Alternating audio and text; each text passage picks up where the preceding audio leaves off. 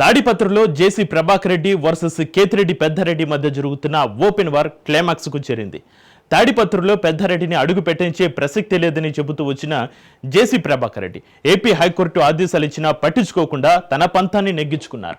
చివరకు తాడిపత్రిలో పెద్దారెడ్డి అడుగు పెడితే జరిగే పరిణామాల తీవ్రతను గుర్తించిన హైకోర్టు డివిజన్ బెంచ్ కూడా తాడిపత్రిలోకి పెద్దారెడ్డికి నో ఎంట్రీ అంటూ తీర్పునిచ్చింది. దీంతో పెద్దారెడ్డి సుప్రీంకోర్టును ఆశ్రయించి తాడిపత్రులు అడుగు పెట్టడానికి ఆదేశాలు తెచ్చుకున్నాడు.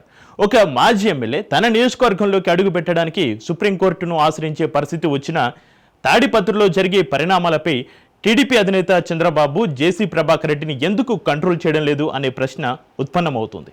ఒకవేళ సుప్రీంకోర్టు ఆదేశాలను సైతం ప్రభాకర్ రెడ్డి లెక్క చేయకపోతే దాని తీవ్రత చాలా ఎక్కువగా ఉంటుంది. ప్రభాకర్ రెడ్డిని కంట్రోల్ చేయడం చంద్రబాబు వల్ల సాధ్యం కాదా, లేక చంద్రబాబును జేసీ లెక్క చేసే పరిస్థితిలో లేడా అనే ప్రశ్నలు తెలుగు తమ్ముళ్ల మెదడును తొలిచేస్తున్నాయి.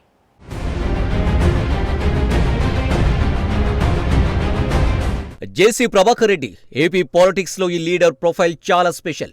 తాడిపత్రి మున్సిపల్ చైర్మన్గా ఉంటూనే ఏపీ రాజకీయాలను ప్రభావితం చేసే స్థాయిలో గతంలో ప్రభాకర్ రెడ్డి చక్రం తిప్పారు. జేసీ దివాకర్ రెడ్డి మంత్రిగా పనిచేసినప్పుడు తెరవెరిగా మొత్తం పెత్తనం చేసిందంతా ప్రభాకర్ రెడ్డిని అని అందరికీ తెలుసు.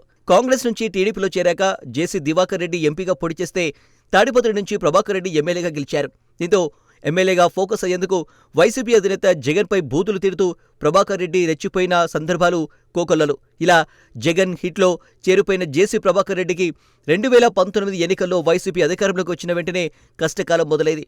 తనను నోటికొచ్చినట్లు తిట్టిన ప్రభాకర్ రెడ్డికి చుక్కలు చూపించాలని డిసైడ్ అయిన జగన్ ముందుగా ప్రభాకర్ రెడ్డికి సొంతమైన జేసీ ట్రావెల్స్ను టార్గెట్ చేసి రవాణా అధికారులతో ఆయన నడిపే బస్సులను సీజ్ చేయించారు. దీంతో ప్రభాకర్ రెడ్డి మూలాలు కదిలిపోయాయి. ఇక అక్కడి నుంచి ప్రభాకర్ రెడ్డికి వ్యాపారం సామ్రాజ్యం కుప్పకూలడం మొదలైంది. ఐటీ, సిబిఐ వంటి సంస్థలకు సైతం జేసీ ట్రావెల్స్కు సంబంధించిన ఫిర్యాదులు అందడంతో వారు రంగంలోకి దిగే పరిస్థితి రావడంతో ప్రభాకర్ రెడ్డి గడ్డు పరిస్థితి ఎదుర్కోవాల్సి వచ్చింది.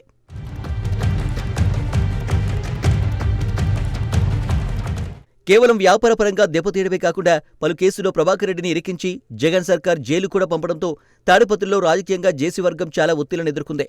ఓవైపు జగన్ ప్రభుత్వం ఒత్తిళ్లను తట్టుకోలేక సతమతమవుతుంటే మరోవైపు తన ఆజన్మ శత్రువు కేతిరెడ్డి పెద్దారెడ్డి రెచ్చిపోవడాన్ని ప్రభాకర్ రెడ్డి జీర్ణించుకోలేకపోయాడు.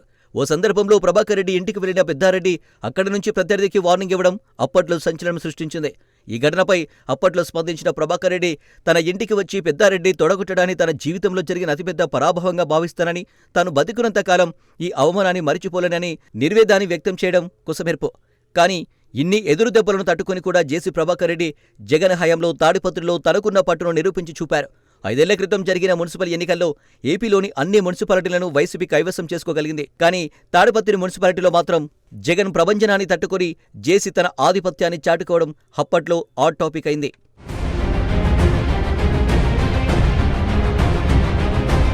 2024 ఎన్నికల్లో కూటమి తిరిగి అధికారంలోకి వచ్చిన వెంటనే జగన్ హయాంలో ఎదురైన చేదు అనుభవాలకు జేసీ ప్రభాకర్ రెడ్డి ప్రతీకారం తీర్చుకునే పనిలో పడ్డారు. జగన్ అండ చూసుకుని రెచ్చిపోయిన పెద్దారెడ్డిపై తాడిపత్రి నుంచి బహిష్కరణ వేటు వేశారు. పోలీసుల సపోర్ట్తో పెద్దారెడ్డి తాడిపత్రిలోకి ఎంట్రీ ఇచ్చేందుకు ఎన్నిసార్లు ప్రయత్నించినా ప్రభాకర్ రెడ్డిని కాదని వాళ్లు ఏం చేయలేకపోయారు. దీంతో పెద్దారెడ్డి తాడిపత్రిలోకి వెళ్లేందుకు తగిన చర్యలు తీసుకోమని పోలీసులను ఆదేశించాల్సిందిగా ఏపీ హైకోర్టులో పిటిషన్ వేశారు. పెద్దారెడ్డి అభ్యర్థన మేరకు పోలీసులు ఆయనకు తగిన భద్రత కల్పించి తాడిపత్రిలోకి అనుమతించాలని హైకోర్టు ఆదేశించింది. కానీ తాడిపత్రిలో జేసీ రాజ్యాంగం నడుస్తుండటంతో పోలీసులను వెంటబెట్టుకుని వెళ్లిన పెద్దారెడ్డి తన నిస్సహాయంగా నిలవాల్సి వచ్చింది. ప్రభాకర్ రెడ్డిని కాదని తాము ఏం చేయలేమని పోలీసులు చేతులెత్తేయడంతో పెద్దారెడ్డి తాడిపత్రిలోకి అడుగు పెట్టకుండానే వెనుదిరిగిపోయారు. హైకోర్టు ఆదేశాలను సైతం ప్రభాకర్ రెడ్డి ఉల్లంఘిస్తున్నారంటూ పెద్దారెడ్డి డివిజన్ బెంచ్లో పిటిషన్ వేశారు. కానీ తాడిపత్రిలో లా అండ్ ఆర్డర్ పరిస్థితిని పోలీసులు వివరించడంతో హైకోర్టు కూడా ఉత్తర్వులను సవరించాల్సి వచ్చింది. పెద్దారెడ్డి తాడిపత్రికి వెళ్లేందుకు అనుమతిస్తూ గతంలో సింగిల్ జడ్జి ఇచ్చిన ఆదేశాలను కొట్టేస్తూ ఆయన ఎంట్రీపై హైకోర్టు డివిజన్ బెంచ్ ఉత్తర్వులు జారీ చేయడంతో పెద్దారెడ్డి కంగుతిన్నారు. ఈ రకంగా ప్రభాకర్ రెడ్డి తన పంతం నెగ్గించుకున్నట్లయింది. ఇక చేసేది లేక చివరికి సుప్రీంకోర్టును పెద్దారెడ్డి ఆశ్రయించడంతో ఆయనకు ఊరట లభించింది.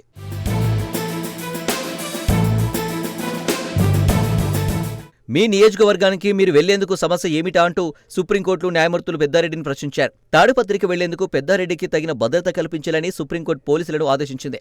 ఇక ఇప్పుడు కూడా సుప్రీంకోర్టు కంటే నేనే సుప్రీం అంటూ ప్రభాకర్ రెడ్డి ఎక్స్ట్రాల్ చేస్తే దాని పరిణామాలను ఎదుర్కోక తప్పదని వైసీపీ నేతలు వాదిస్తున్నారు. ఒకవేళ ప్రభాకర్ రెడ్డి పంతానికి పోయి సుప్రీం తీర్పును బేఖాతారు చేస్తే సర్వోన్నత న్యాయస్థానం జేసీ దూకుడుపై మాత్రమే కాకుండా చంద్రబాబు పాలనలో లా అండ్ ఆర్డర్ పరిస్థితిపై కామెంట్ చేసే ప్రమాదం ఉంది. అప్పుడు ఈ వివాదంపై దేశవ్యాప్తంగా చర్చ జరిగే ప్రమాదం లేకపోలేదు.